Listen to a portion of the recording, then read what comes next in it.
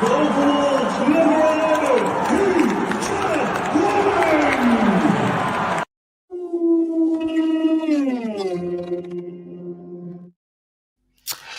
everyone, welcome to your latest Wolves Fancast episode. I'm your host, Little Dan. On tonight's show, I've got with me Ed, Rich, and possibly Tom Calvert. But thanks for joining us. I hope you've all had a good Christmas, wherever and whoever you've spent it with.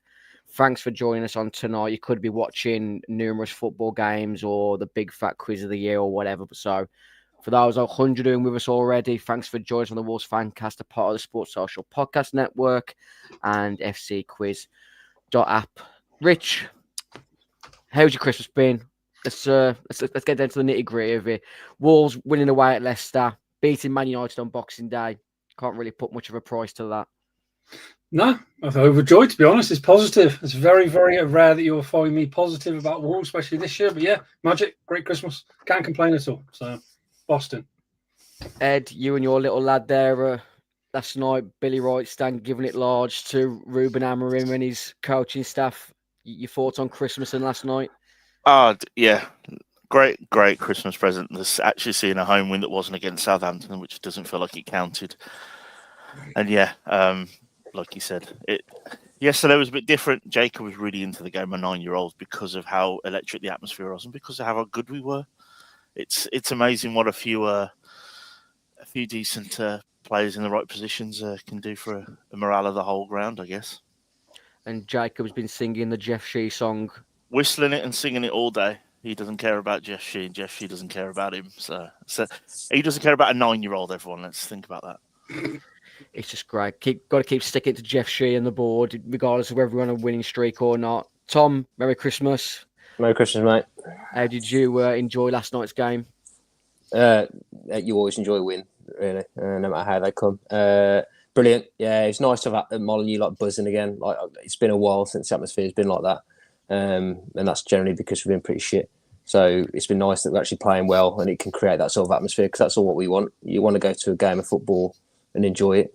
You want to enjoy being in the place. You want to, enjoy giving the guy next to you a hug you don't even know. That's what football's all about at the end of the day. And we finally got that yesterday. Most definitely. I said weeks ago, we don't demand trophies or success. We demand a team that is able to compete, whether it's by spending money or spending it responsibly. And you look at the last two games, the energy and the desire to win the individual duels, never mind points, is clearly evident.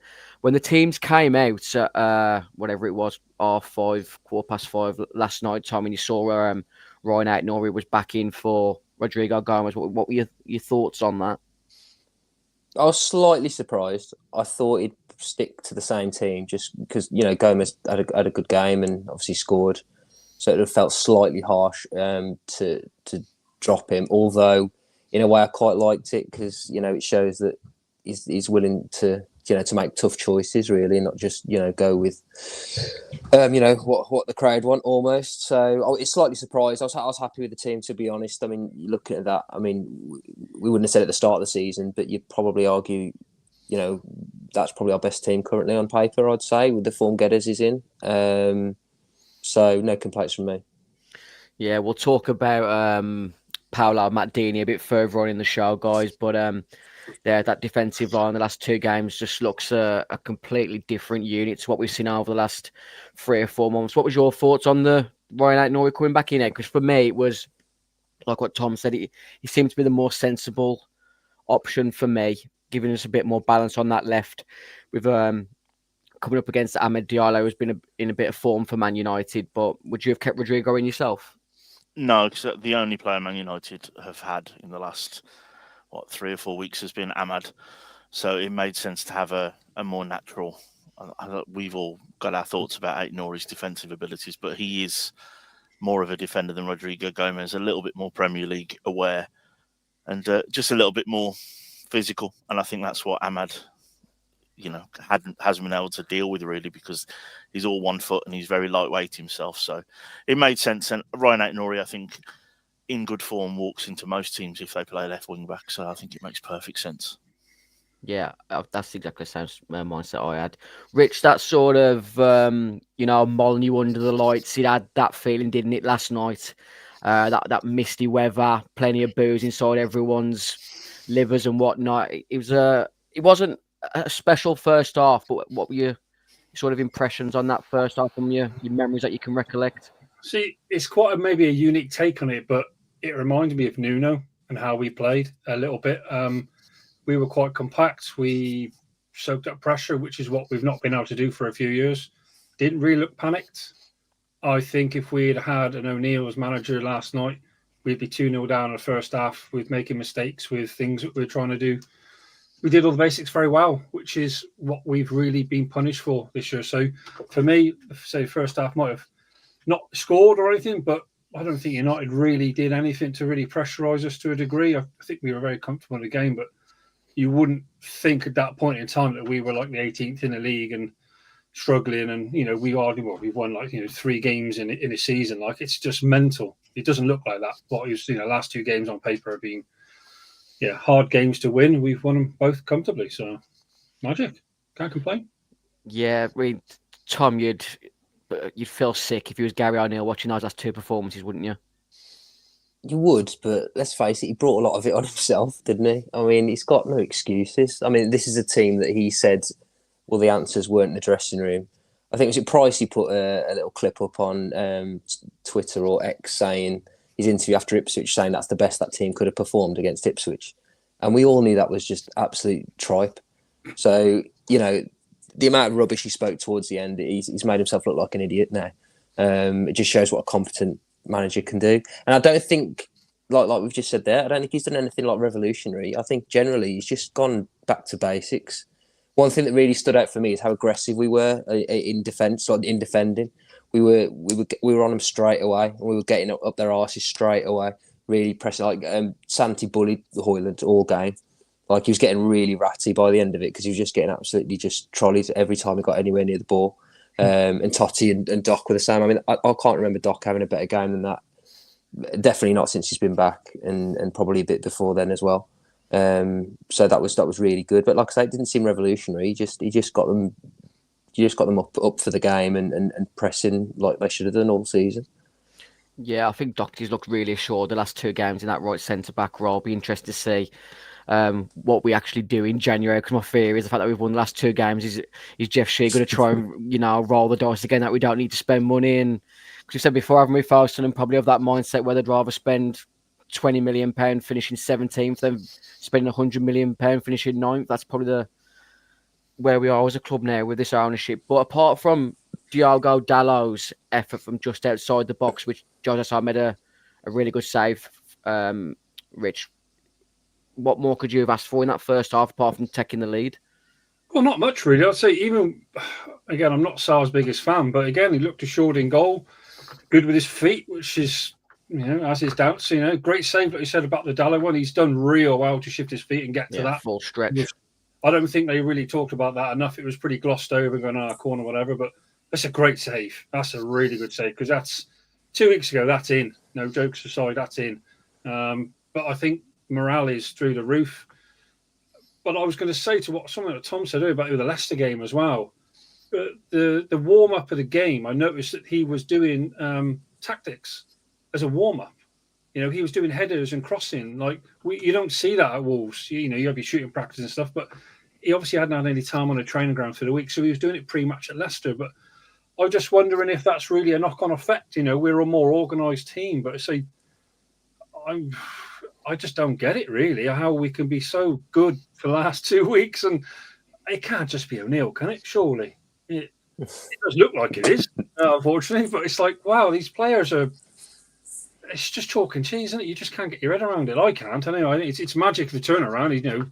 We hoped this would happen, but new manager bounce is definitely working for us, but not for others. So get in. Who cares really? We're winning. Yeah, I feel like we're earning our luck at the moment. You look at that Dalot shot that I mentioned just earlier on the season. Gavardio pretty much scores from the same area, doesn't he? Top corner, so gets his hands on it, and that's the sort of the luck and the margins that went against Gary O'Neill in certain games. But Manchester United, they're in big trouble for me. we're only 7 points behind Man United. There's still a scalp for a lot of teams when they come to Molineux or we've got to go to Old Trafford in a few months. It's not. I don't appreciate having to think this way, but our players will still raise their game against teams like Man United, even though they're still in the same half of the table as us. And I feel even the likes of like Arsenal, Liverpool, Chelsea, they'll still raise their game against Man United, even though it probably isn't a big game in their season in regards to the mini league tables that they have to win to succeed in the league. But I mentioned it in one of my WhatsApp groups earlier that I think you mentioned it just, Ed, that I think Howling was massively bullied throughout that first half. And I compared him to Fabio Silva, which was probably a bit unfair on Howling, but you can see that he's trying. But like I said, he just doesn't seem anywhere near the level of what it requires to be a number 9 in the top half of the table. Who impressed you the most out of our back three, Ed?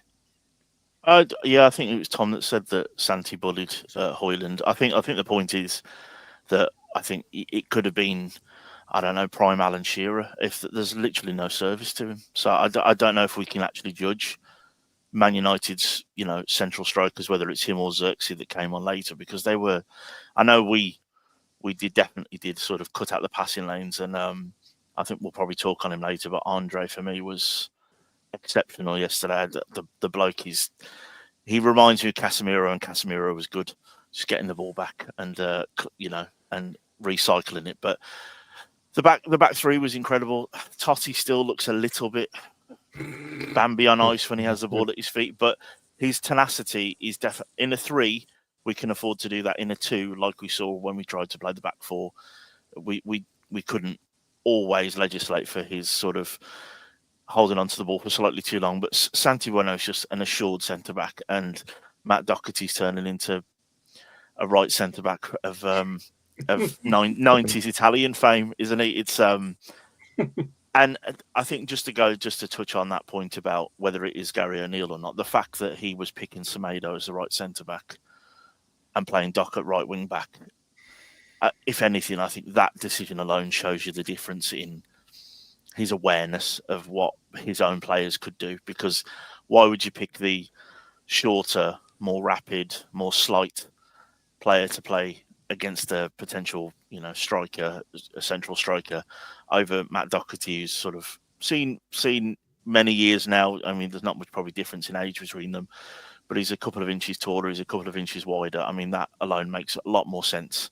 and he's an awful lot slower. It makes a lot more sense to play him at right centre back, and he's slotted in nicely. And it probably means that in January we probably need only 1 centre back instead of 2, because he can be a stopgap for now. Agree with that, Tom? I think so. Yeah, I mean, I've got my doubts about Toti. I find it happens quite a bit now how the opposition leave him unmarked from when we've got the ball, in our box, or when Sar's got the ball at his feet. They're more than happy to let him have the ball, because it often gets blocked. All the passing lanes get blocked, and then he either clips it down the line or he does some sort of step over type thing and then goes back to Sar. It's a bit surreal. So absolutely not in a 2. I think you can get away with him in a 3 generally. I think his athleticism gets him away. He gets away with a lot of things just due to that, to be fair. But I can never knock the bloke. He's a bit like an Ella Kobe type, isn't he? You got to love him regardless, even if he's, I mean, he had about 3 or 4 moments yesterday where he somehow controlled the ball by being about 5 foot in the air and it clipping on me on his arse, and it just landed at his feet. Other times that's sort of, it's going the other way, and it's 1-1. But I think we need at least 1 centre half. And yeah, just on that point about Semedo and O'Neill, I mean, and then he had the audacity to have a go at Semedo for being bullied off the ball by Delap, when he could have played a stronger player there, and he's put his right back there, so that just sums him up.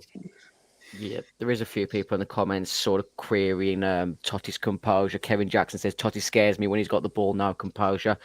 I'm giving him the sort of the benefit of the doubt that it was very, very misty in that Molineux pitch last night, but there was a few times where he just got nowhere near the fly to the ball when it was in the air. I think there was a couple of times he let it bounce when, as a centre half, just get something on it just to get it away from that possible pressure on your goal keeper towards the 18-yard box. But Bar a sort of a few half chances where Ryan Noy puts the ball across the box and some long distance rockets from Guedes and Semedo had one which I nearly elbowed my dad in the jaw because I thought it had gone in.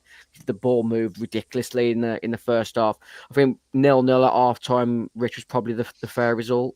Oh yeah, definitely. Yeah, I'd say neither really were on target for any time. You know, keepers did make saves, but not really troubling us. Obviously, the Saar was a good save, but other than that, they didn't really do much to pressure us. But I think like what the guys said, or even in the chat here, that we got away with a few. You know, Toti, like you said, even a few weeks ago, I think we get punished for those mistakes. It just seemed to be the luck has gone, and is it because of O'Neill again? Yeah, probably. It's he's got some shit luck, bless him, but he'd be able to be manager soon, so he gives a shit really. But yeah, it's just a shame really. I think we could have capitalised and gone in 1-0 at the half if we'd maybe some of the balls going in the box were good, but not really on the end of anything. It's just a bit of a shame, but work rate from everyone, the pressing from everyone, we just really, really was high intensity against you. Don't get me wrong, United are, well, let's be honest, not the United they used to be like. They're pretty poor considering, but they're still on their day. They can beat anyone like they showed the other day, so they can do what they like. But I think we're a bit more at ease now. I think you've seen the chat as well. People aren't stressing us like they were a few weeks ago that we're going to get 0 points for the next 4 months. We look like we can beat every team coming in again now, so its confidence is high. So yeah, great, can't complain. Yeah, someone mentioned it in the comments section just about how talking about sort of the quality players and how Wolves players will raise the game. Maximus writes, some will be playing for a move, but if we can keep them until the summer, what do we need? 6 more wins and a few draw estimated. It has literally changed the complete climate, hasn't it, around Molineux had those 2 wins, because obviously that getting out of the relegation zone yesterday was massive. But we've still got 20 games left, and you're looking like 6 wins, 18 points. I'll get you to 33 points. It's going to be around 33, maybe 34 to 36, which will probably guarantee you safety this year. Yeah, definitely. 6 points in any league is huge, but this Premier League season is bizarre. It's nuts with where you've got teams and who's beating who. It's really only Liverpool that have been consistent really for the whole season. But yeah, what this means now from these 2 wins is that we can now afford to pick up some draws and actually win out and manage some games a little bit more now. It's not shit or bust right now, is it? It's we can be a little bit more sensible, pick up points where we can, play the teams in front of us rather than play the situation. I think context is everything right now, isn't it? And the context, 3 weeks ago was, like Rich just said, we're not going to win now for 4 months, to now we've picked up 6 points. We're out the relegation zone. The bottom 3 look like they'll be the bottom 3. Games kind of went our way a little bit over this Christmas period.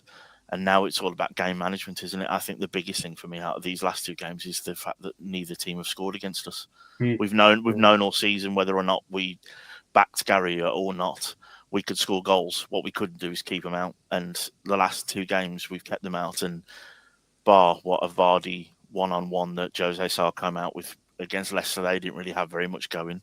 And last night, it was really, we were the masters of our own downfall in terms of giving them their best chances. So it seems that he's shoring things up at the back because he kind of knows the front kind of keeps itself busy right now. And we've got probably one of the form players in the league as well with Matheus Cunha, which definitely helps. Yeah, absolutely sensational again by Matheus last night. I want to pick up on that point you just said in regards to the fact that we haven't conceded in the last 2 games. And the fact for me that we've come up against 2 units in Vestergaard and Harry Maguire. And for me, we've not really struggled on set piece in those 2 games, Tom. So it's got to be a positive for the new head coach coming in. Absolutely huge, yeah. And who'd have thought man marking actually works? Tried and tested for the 100 years in football. And want to reinvent the wheel and go zonal. And I've never seen it ever work, to be fair.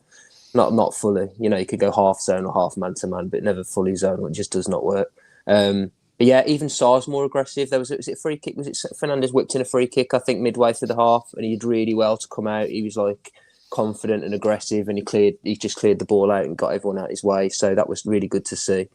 I think people just feel more confident, more assured in what they're doing and what they've been instructed to do, or at least they understand what they've been instructed to do a lot more. in the little time that they've had with this manager compared to the last one. We could talk all day about it, and we have done about O'Neill's instructions, and it might have been just giving them too much, and they just couldn't take it all in, and it just frazzled their head. Whereas again, back to basics, simple, man to man with part zonal, and it just seemed to be working. Absolutely right. Yeah, got Steve Y89 in the comment section. Thanks for coming to watch us tonight, Steve. You're always one of the regulars, so we appreciate your time tonight. I hope you had a good Christmas. It's sort of another slap in the face to Gary O'Neill. Steve Y says, I fancy just to get plenty of points out of Gazzy's impossible run of fixtures now. What a week it's been. It's like you said, the last 2 games we've looked compact. Maybe the sort of the run of bad luck's changed, the finer margins, and probably balancing in our favour now. And one of the big things for me last night was the red card. But you've got to give the referee credit, which I rarely do on these shows. It's a difficult thing to do, give referees credit. But how many times have teams like us come up against a Man United with their captain on a yellow card? And you look at the actual yellow, which got him sent off. It could be a straight red. It probably should be a straight red if I'm going by the laws. But I've seen referees say, one more of them and you're off, and that might have been the turning point if that had gone the other way. Because I think Bruno Fernandes probably was going to be the one that was going to unlock us if anyone on their team. But there was just no. If you was a Man United fan, you can't be begrudging a red card there, Ed. No, and I know there probably is a few deluded Man United fans around that are probably trying to argue that it was a genuine attempt for the ball, but that's right in front of where we sit. And if you think back to the theatrics that we heard during COVID, when we could hear the players and they would scream in agony when they weren't touched, there was a real yelp of pain from Nelson Semedo that you could hear through the mist last night, so you knew that one hurt. I didn't realise that Fernandes was on a yellow card, so it was a complete shock to us. I remember Yoro being on a yellow card, and I think Mainu as well, but Fernandes picking up the first booking passed me by. But it's a definite. That's one of those ones that probably it could have been called a red card if the ref had have given him a red card. He wouldn't have got overturned by VAR. It's a nasty one, and he probably doesn't mean it in the way, we could argue about the John Duran one as well at Villa. There's definitely an attempt for the ball, but you just don't go in like that, and it's definitely a second booking. It's an orange, isn't it? So it needs to be. It's a definite sending off for me. Your thoughts on that second yellow, Rich? It's instead of showing it again on the screen there, he's got him shin height, and then he's drove down towards the ankle. Nelson Semedo's got away with not a serious injury there.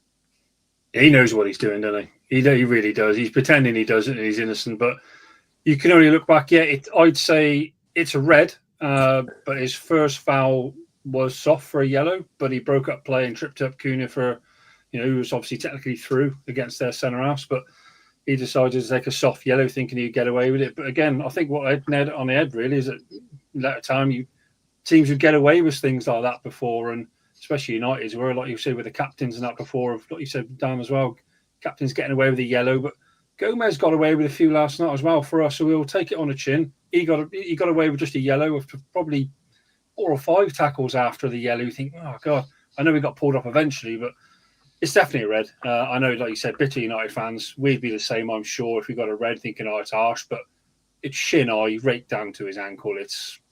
I don't see that being anything different. And like you said, it could be a straight red anyway if you had a yellow, but I wouldn't begrudge it personally. I think it's decent refereeing, which again, not very used to that at Molineux, let's be honest. Yeah, I was sitting in the South Bank, so it was down the North Bank end, wasn't it? That challenge at first, I thought the referee would give them a foul at first because it was a bit of like a coming together, and then I saw the red card come out, and obviously I was very gleeful. Tom, that was the turning point in the game, really, to give us the after that we had the there was only one team going to get that first goal after that red card. Yeah, absolutely. Yeah. I think it was pretty even game. First half, there wasn't much in it. Really, it's a little bit cagey, but yeah, after that, we really had a wave of real relentless pressure after that for sort of 10-15, probably until Cunha's goal. So that was nice to see. And United really did retreat. They weren't interested in attacking whatsoever. It looked like they were just playing for the last 10 minutes and then maybe try and nick it in the last 10. So yeah, it was great to see. I'd have probably taken a point before the game, and then after that, I thought we were in for a great chance then of getting 3 points, and wins are massive, or at least they were when we were in the bottom three. Like Ed said earlier, we can relax a little bit now. But yeah, that's a bit. It enabled us to get a really good result. Matheus Cunha was absolutely sensational. I forgot to do my fantasy team and I had Saka captain, but Cunha voice captain. So I've had a decent week in the fantasy football, but I am Jose Mourinho. Let's quickly talk about that Cunha, that corner goes straight in. It wasn't until yesterday that I found out scoring from a corner was called an Olympico, Rich. I didn't know that either. I was only joking it with the missus last night. I said I played in goal all my life and I've never conceded one of them. And United have had that twice in a week. I don't know, it's not the same keeper, but again, no one on the post. Basic error. He's blaming being fouled as usual, but fuck him, basically. I don't care. He's average at best. And I'm glad it went in. It's a great finish. And maybe he's even gone and done it on purpose, all joking aside, seeing what they did last week by having no one on the back post, put it in the area, make a mistake. It's happened. It's great. He tried it in the first half by us. So it was a definite tactic. So in the first half, there was a corner that I think Onana managed to fight past Doherty to get to.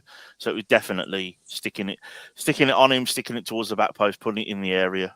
It was a definite tactic. Definitely. Yeah, that's his weak link as a goalkeeper as well. He's really, really poor. We saw that in his first game against us last year, wasn't it? Where he obviously clattered Klasinic. But for me, he's an average keeper at best. Should never be in the Prem, let alone at United. But that's why they're in a predicament they're in. And who cares, really, as long as we don't have him. So. You probably won't agree, Rich, but it's probably got to a good point in football where the goalkeepers aren't being given the protection that they've been overindulged in. Yeah, no, I agree. I've been saying for weeks with the goals that we've had against us, with the Bernardo Silva against Jose Sarr, and Ipswich had a player in front of Sam Johnston with their winner. Why haven't we got our units doing the same? And thankfully, we managed to capitalise on it last night. Matheus Cunha was commented saying, "I was shooting. We trained to shoot." It's fine margins. Maybe that monkey on the shoulder, the backs has finally gone. The Gary O'Neill clause have finally been released from this group of players, because we all know there's a group of players there that shouldn't be anywhere near relegation zone. They were siphoned away some of their best players with Kilman and Neto, but there's still some really good players there. And like someone said in the comments, just having a 3-man defence with João Gomes and Andre and the 2-man pivot Tom, maybe that's all it needed, going back to players playing in their best positions. Again, yeah, he was playing Gomez right wing. Was it at West Ham? Andre, he was trying to get push further forward. We were told relentlessly that Andre's just a 6. He's just a pure 6. You can't play him in any other position. And why would you? Because he's got the attributes for that position just locked down. Again, really tenacious, and when he wins the ball, he very rarely misplaces a pass. That's the way forward. I don't think Lemina's getting back in. I really don't. I mean, I think he probably doesn't deserve to on the form that he's shown this season, to be fair. And also, Vitor seems to really like Tommy Doyle as well. So you could argue that he's even 4th choice now, to be fair. But I think that's the way forward. It's nice to, again, he's starting to implement a bit of a style. We're attacking in a 5. I mean, the wing backs, I think it was Rich that touched on the Nuno point. The wing backs are playing level with Larsen when we've got the ball. So it's literally we're attacking in a 5, and actually Cunha and Guedes are dropping deeper. So it means that we've got basically 5 up there, and then the back 3 are protected by the Gomez and Andre double pivot, and I'm all in for that. That sounds great to me. Which goes sort of hand in hand what I've been saying for a couple of weeks now. I think there's a possibility that Lamine will get sold in January. Obviously, he's coming up to it towards the end of his contract. I think we've got the option, I think, at the end of this year. Am I wrong there, or is this the option year? No, this is. No, he's got more time, I think. Yeah, so there's still a possibility that we can get value for him in January, get some money off some wages off the books, and maybe Pablo Sarabia is another one that goes, and maybe we can try and get some decent players on a loan with an option to buy. But yeah, it's January transfer window opens in just over 4 days, so let's hopefully folks can spend a bit of money and try and give this new head coach a bit of extra momentum that we've got, because on the basis of these last 2 victories, the belief is back, which we've been missing since since the Coventry game. Let's be honest, the belief before the Coventry game was huge at Wolves. Everyone was pulling in the same direction, and with a bit of smart recruiting, similar to what they did under Lopetegui with Lamina, Dawson, João Gomez. It'd be interesting to see how far we can actually push this team going into the back end of the season. Because like I said, there's 20 games to go, 60 points to play for, and an FA Cup. It's all about just keep winning games now. We've got Tottenham away next. They're heavily depleted squad. If you saw some of the names that are missing on social media earlier, obviously they've got their main goalkeeper missing. It looks like they may be having to play an 18-year-old and a 19-year-old at centre half on Sunday against us. And we've got a decent record at their new stadium, so hopefully we can pick up another good result there on Sunday. Disappointing how it seemed to peter off, like Tom said. We look like getting the first goal. We got that first goal, and then we seemed to sit back, didn't we, after that first goal? And I'm not sure why that occurred, but like I said, the run that we've been on, it's not really surprising that they were a bit more too safe with their passing. Yeah, agreed.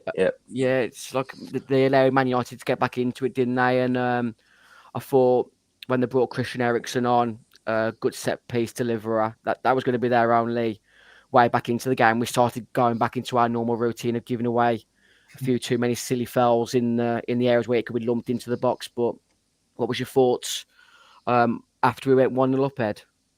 Yeah, I think we reverted to type a little bit, didn't we? At that point, we started playing the situation rather than the team in front of us. I think that's probably the way I would describe it. We were we realised that we had this big 3 points, and it would have been huge to get the second win in the space of a week. And I think that's what we started to play. The balls were going a little bit longer to Strand Larsen. Cunha wasn't getting on the ball as much, and we were sort of, like you say, I think we were a little bit lackadaisical, maybe in possession, like you said, maybe playing a little bit too safe. I think we started playing the situation rather than playing what was a Man United team where other than maybe swapping one of their centre halves for Toti, I wouldn't pick any of them over the players we have. That's genuine as well. That's not sort of hyperbole. So we weren't playing that team in front of us for that sort of 20 minutes or so. We let them back in the game. What was your thoughts on Strand Larsen over the 90 minutes, Ed? Because I was probably being, maybe I'm not being harsh. I wasn't encouraged by his actual performance last night. I thought he gave the ball a few times too easily when we transitioned. Cunha knocked the ball into him a few times, and his first touch was a bit off. I thought he was a bit sloppy, getting caught with the two offsides that he did, especially the one for Nelson Semedo's cross going a bit too early. What was your thoughts on Strand Larsen over the 90 minutes? His movement, I thought, last night was incredible. He didn't stop moving. He didn't stop making runs. You know, when Gary Lineker always talks about Haaland and says he never stops making runs and all that kind of nonsense. That's what he was doing the whole game, especially in the first half. He was running himself ragged, keeping Yoro and Maguire both busy, leaving Guedes to sort of just run at Martinez. But I think that comes back to he's definitely not fully fit because he wasn't able to hold the ball up. I think he was expending a lot of energy spinning in behind where we weren't putting balls in behind, that he wasn't doing the basics that we needed him to do. I think it will come with time. I think he's having an incredible season, especially the way we've been playing. But I think he was burning the candle at both ends. It felt like for me yesterday, he was doing an awful lot of doing the doggies, as they say, without really getting the ball. And then when the ball was coming to him, it wasn't sticking maybe as much as it needed to be. But the fact that this is what we're unhappy about is that compared to where we were a couple of weeks ago shows the difference. But yeah, it'll come. I do think maybe O'Neill had a point about his fitness, because when he was initially substituted wrongly, he looked ready to go off. Steve, I just brought it up. One of the moments that massively frustrated me with Larsen after that one bit of absolute prime, sexy football on the left. I think it was João Gomez and Ryan Aït-Nouri doing some just spaghetti legs flicks and stuff. It was massively frustrating that Strand Larsen didn't find Guedes with that one cross, Tom. Well, that was the game right there. I said to my dad, that was the game there. And he didn't, I don't even know what he was trying to do. He just sort of clipped it into Onana's hands. It was like if you could literally pass it back to the keeper, that's what you'd do. It was a tired, weaker foot yeah, cross. it was. Yeah, but he could have done anything. He could have held it up and just let Guedes check his run and squared it to him. He could have just fizzed it low across goal. It was a nothing. Yeah, that frustrated me a little bit. I think he was getting caught offside a lot, but it's because he was. I don't know if he was going maybe too early, but Ed's right. He was constantly making the runs, and I think when he was caught offside, he was in like a second phase. He was already on his way back. But yeah, I think his hold-up play left a little bit to be desired, unfortunately. But I didn't want him to be taken off purely from the set piece point of view. Really, I think he does defend the first ball quite well. I remember Jimenez was massive for us in that, and he was our best defender from set pieces. So I'm a big fan of your number 9 on the front post. So I was pleased that he didn't actually end up going off. But I think his work ethic and everything was spot on. I just think his hold up play could have been better, which hopefully will come. I still like him. I really do. Yeah, that's me going back to contradicting myself. I was massively harsh on him last night. He probably was unlucky not to get a goal for his work rate. Like Ed said, he kept Harry Maguire and Yarrow really honest throughout the 90 minutes. He works hard. And I've noticed in the last sort of couple of games, and even going back to the Bournemouth game, we do seem to be providing him a bit more service from, sort of the 25, 30 yard areas. There was a few times where Doherty crossed it. I think Semedo put in a lovely cross in the first half, which Strand Larsen headed down, and Onana just tipped it over the bar. So yeah, I've been really harsh on Strand Larsen there. He was unlucky not to get a goal. Obviously, he's still building up his fitness, but sort of comparing him to Jimenez, he's not far off because his work rate and just being a nuisance to centre halves gives us that focal point, doesn't it? And like you said, Tom, I was a bit shocked when the announcer said that Strand Larsen was coming off because it made no sense to me. Thankfully, the announcer got it wrong, and it was it Semedo? Nori. It was Nori because he was blowing when he hit his wall. Yeah, he did. He hit his wall. 82 to 83 minutes. Nori goes down with cramp. That's just the story as old as time, isn't it? Yeah. Sometimes you don't even believe it's cramp, do you? Because but yeah, 9 times out of 10 it usually is. You're right out Nori, wasn't it? There wasn't really any sort of sitters that Man United created as the game drew on. They did put us under pressure, and it did feel like we were trying to let them back into the game, especially when like the 8 minutes went up. There was a period of play when I think it might have been like the 94th minute, and Doherty gave a foul at the corner flag near the Billy Rice stand, and I could have throttled him. I could have wrung his neck. If I could have got on that pitch at the time, I'd have wrung his neck for how easy he gave away the foul on Garnacho. But thankfully, we stood strong, and as the time ticked away, Wolves managed to have a bit of a break. And Tommy Doyle, who came on, who's not been getting the minutes that a lot of Wolves fans thinks he deserves, and the player himself probably doesn't think he's deserving of at the moment, but he absolutely hassled Garnacho out the ball, played in Cunha. And let's just have a look at that goal one more time.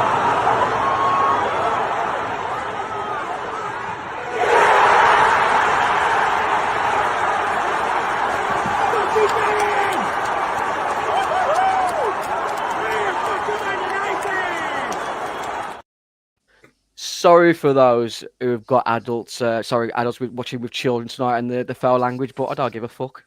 It's 20 to 10, it's Christmas, and who the fuck are Man United? That goal was huge, and like there was just a massive, a massive gust of relief that came out of all stands at Molineux to seal the game and just really just stick it to Man United. Because like I said, they're only 7 points behind us there, and they're massively in trouble on the back of Leicester. That win. Anything, a draw wouldn't have been a bad result, but to pick up another win, Rich, was huge. And thankfully, Cunha lays it off to Wang, and Wang nestles in the net, which will hopefully give the Koreans some confidence going into the next run of games, because Cunha is going to get that ban sooner rather than later. Yeah. Well, I think, like you said, the confidence side he's looked low. He hasn't looked fit. I know he's had things going wrong and but yeah, he come on and actually made an impact. There's one thing we haven't spoken about as well tonight is Guedes. How good is he again? I know he's not everyone's favourite player, but a bit like Wang, really. I guess he has some bad games here and there where you think, it gets on his back. And I think that's Wang's first goal of the season as well, I did yesterday, which is a bit of a shock one, I think I heard yesterday. that's mental. But yeah, again, great finish, great ball. They were both onside, which was nice because when it first come through, they looked like a mile offside to me, but they weren't, which is magic. So yeah, get in again. Just sealed the deal, just made it all much sweeter, and then straight on the phone to your Man United mates, time to shove it up their ass, basically. I don't even give them the time anymore because it makes Oh. me think like they still think they're worthy enough to get messages off me. Like like it used to be it used to be a bit of like an underdog story when Wolves beat Man United. But like I said, there's 7 points between us now. You look at the amount of money that they've spent compared to us, and there's barely anything. All the football journalists of high regard and trying to sell Aït-Nouri and Cunha to Man United on social media last night, which really pains me because I don't begrudge either of those players going to a bigger club. But for me, the reason why Aït-Nouri and Cunha can't stay at Wolves this summer is that we can't provide European football. I don't think it'll be a money issue. So if they're going to join Man United, I don't see where the common sense is in that move because they deserve to be playing at a higher level. And Man United ain't finishing in the European places this season. And I think the longer this club, with the trajectory that they're on, the decline that they're on, you look at the leagues at Old Trafford, the mice infestation, they're becoming the ultimate joke club. And, when you add the era that they had under Ferguson, I'm all for it. Yeah. I hope they get relegated because the amount of part-time Man United fans that I know, we need to sock it to them. And thankfully, yesterday we finally got one out. I think we've been on a bit of a bad record against Man United. I think someone said we had one in the last 7 or something. Was it 5? Seven out of the last 8. We haven't. They've won. 20, they've won. Yeah. I didn't realise it was that bad, Tom. Because obviously under the new now, sort of era, we even beat them at Old Trafford under Bruno Lage. So you think it's a mad stat when you think about it. That we 7 out of the last 8 that we haven't won. But thankfully we've got that one off our backs. And Rich just mentioned, Gonzalo Guedes, I'll give him props. He's earned it the last 2 games. He even managed to put up on his Instagram a sly dig back at the Wolves fans with a picture of him smiling and the smiling emoji. I only think there was Gonzalo Guedes who enjoyed that win more than me last night. You see the media in North Finchley, I give it large yesterday. I mean, I love that win yesterday. And, Gonzalo Guedes, he's earned his props. He's earned his win bonus yesterday. Unlucky not to get a goal himself. I said he had that one chance in the first half where he sends a rocket into the North Bank. And we moved towards Southampton. But I'll come to you first. Who was your man of the match yesterday and Wolves 2-0 win over Man United? I think the obvious answer is Cunha, but for me it was Andre. I think that bloke is... The way he won the ball back all the time, he gave away fouls without getting booked to making Moutinho look like a mug. I just think he's incredible, and he alone bossed that midfield because I think João Gomes maybe didn't have the best of games, but for me he was the classiest player on the pitch. I loved him. I think he gets the 4-pack of Banks is that the Fancast used to do back in the day. I think it's obvious Cunha and Doherty had great games, but for me Andre just controlled that game, sometimes without even touching the ball. Just his sort of harrying and sideways crab. Jockeying was just incredible. I think he's probably after Cunha the Jordan our crown. I can't disagree. We really need to think of a new moniker for that man of the match period. Obviously, Bankers are pretty much on their way out. We used to, and then we went to I think it was Prosecco Wolves at one. Yeah. We might need to have a think of a new one for our man of the match. Who was your man of the match, Rich? Again, you can't look too far from obviously Cunha and Andre, but I'm going to go Doc, to be honest.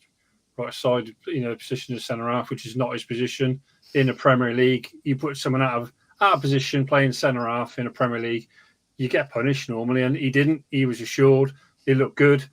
Borderline Maldini, as you say there again. I actually like the bloke. I know he gets his shit quite a bit about him, but I actually rate him. I know he's had ups and downs through his career with us, but being here a hell of a long time at the club, and he give him his props. He performed pretty highly again last night.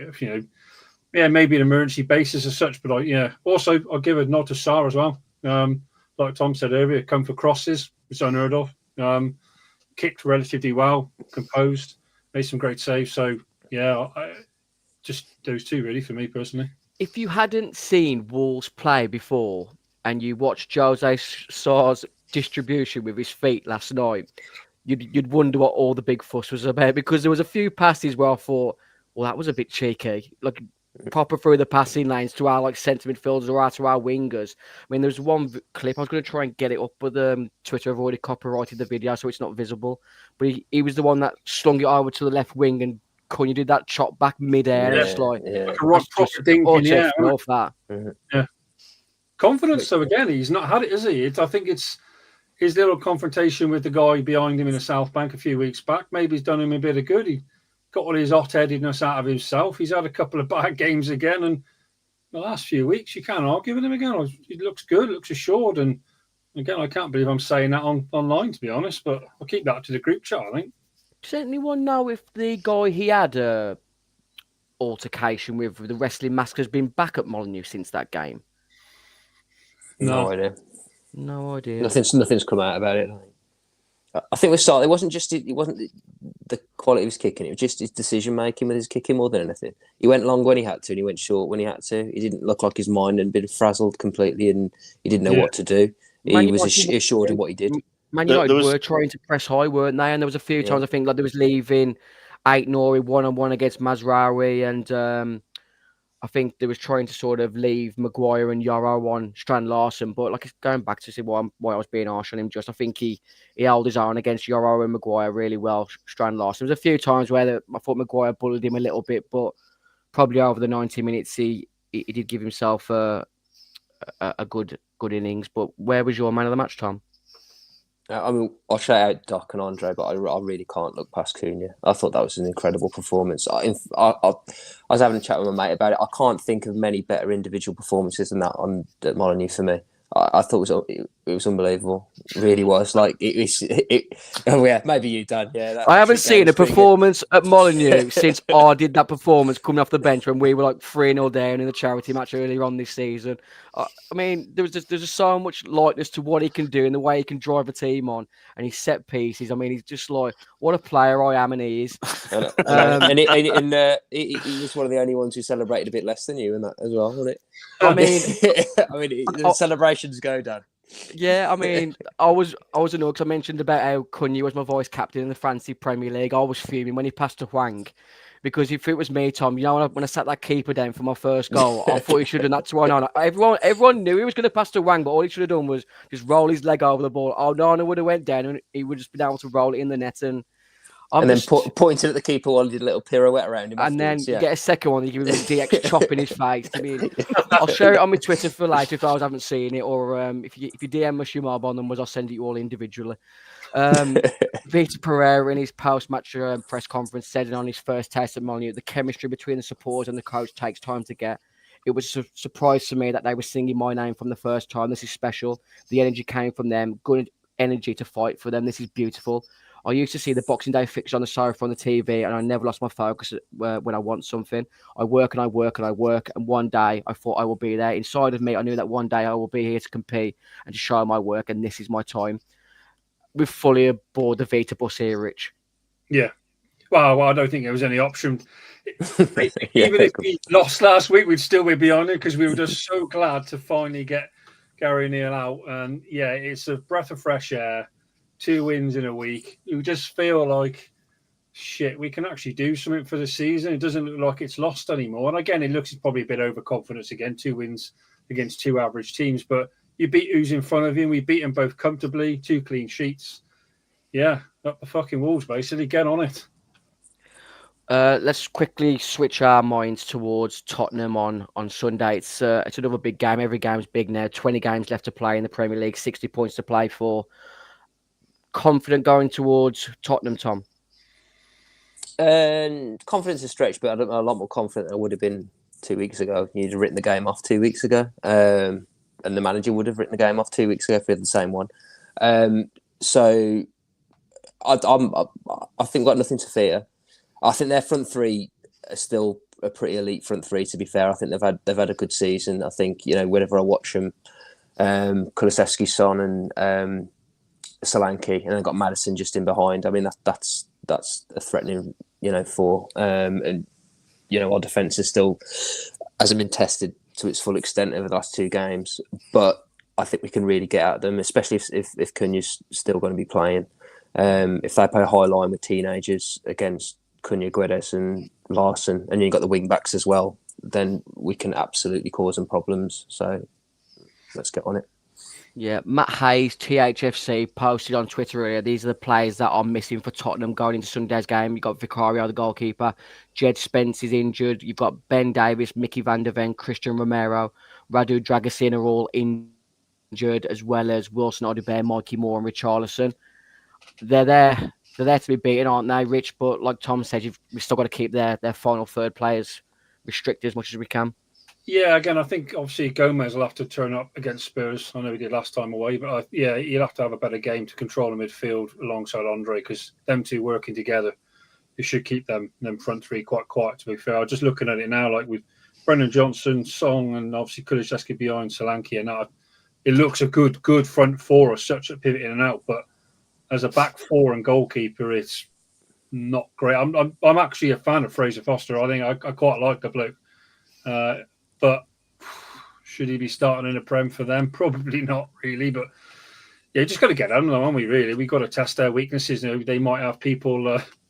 He's not shit. He's pretty good, but yeah, I don't think he should be in a Prem. Probably. You said it the polite way, Rich. I think he's better days and behind him. He was outstanding for Celtic when he was there, and he is still a big unit in between those sticks. But his agility is probably in below the 50 out of 100 than what he needs to be as a Premier League number one. I think he's been surprising since he's come in with obviously the injury to the other goalkeeper. He's been surprisingly agile. He looks at it. He looks decent. I wouldn't say he's a weak link in that back four as such they got, but we'll see what their kids can do as a centre half. They might be finding two Ledley Kings coming through out of absolutely nowhere. Who knows? But yeah, I'm hopeful we can get something down there. I know it's an away game and such, but for me it's. Yeah, I think we've got to beat them, haven't we, really, to be honest? I think these group of players that we've got tend to excel in stadiums like Tottenham's against what we call one of the so-called Big Six or whatever it's called now.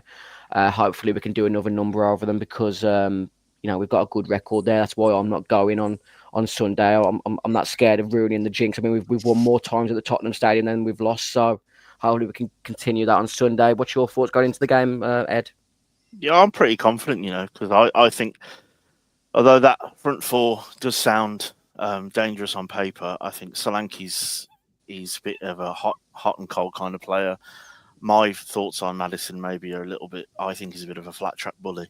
I think Son's very streaky, but I think we've got that back four is gettable even with their starting centre back. So with Archie Gray, who's a right back / central midfield youngster, and then another youngster, we've got a way. And Tom's right; they're going to play a high line.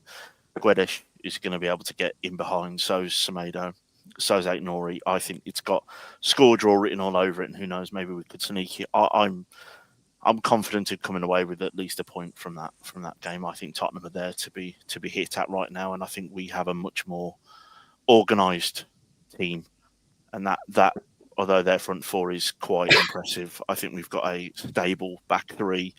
We've got Andre and Joao Gomez. If he just gets a 7 out of a 10 game rather than maybe 6, which he was yesterday, we're exponentially better. I think we've got a chance. We are set up now to go to those teams, and we've proved in the last 2 games we can manage games, and that's what we couldn't do under O'Neill, and that's what we're going to need to do now to just keep the points rolling in. So you've put yourself on the spot with the way you led with your answer there, Ed, because Steve Way has gone with a prediction of Wolves to win 4-3. But you mentioned a score draw there. Is that what you're going for? Yeah, I'd say 2-2. 2-2, 1-1 maybe, but 2-2 is what I see us scoring a couple of goals there with the way they defend. And Ange doesn't change his philosophy, regardless of who they're playing and the formation and the teams. Yeah, it could be one of them games where it could, they could end up beating us 3-0. We could end up winning 3-0. Like the way, like you said, Ange sets up, he ain't going to be like trying to sit back, and it definitely won't be anyway. Sort of like a counter-attacking system, which probably plays into our hands. And the form that Matheus Cunha is in at the moment, I'm hoping we can get a result there. Like I said, we've got a good record there, so hopefully we can nick a win. I'm going to go with another. I'm going to go 2-0 Wolves on Sunday. I think. It could go either way though, but I feel like Matheus Cunha. I said to in one of the pubs after the game last night. I think it was another similar game to Southampton last night. I think if Matheus Cunha plays for Man United probably win that game last night. He is literally that on fire at the moment. What's your score prediction, Tom, for Tottenham Wolves?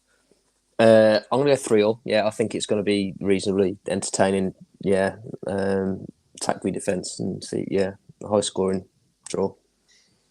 Rich, your score prediction for Tottenham Wolves? I'm going to go Desmond. I'm going to go 2-2. I think it's just one of them. Tricky game, tricky place. Like he said, he's going to set up to attack us, but defensively they're not looking great, and on paper they look even worse. But as you said, as long as obviously Cunha's going to be with us on the weekend, which I assume he will be now, but who knows? I think 2-2. Yeah, I'll take that. But point away from home is good in the Premier League, so yeah. It's all about building points up. That was where things just became too tough to take under Gary in the end. We didn't draw enough games, which we ended up losing. And, as that league table and the relegation zone started to drift away from us, it was important that we moved in a different direction. And Vitor Pereira's come in 2 wins.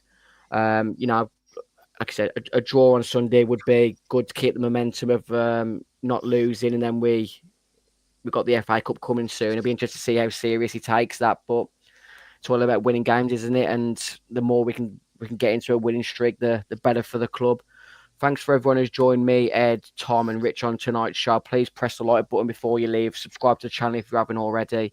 We'll be back possibly Sunday night or Monday evening to review the result away to Tottenham.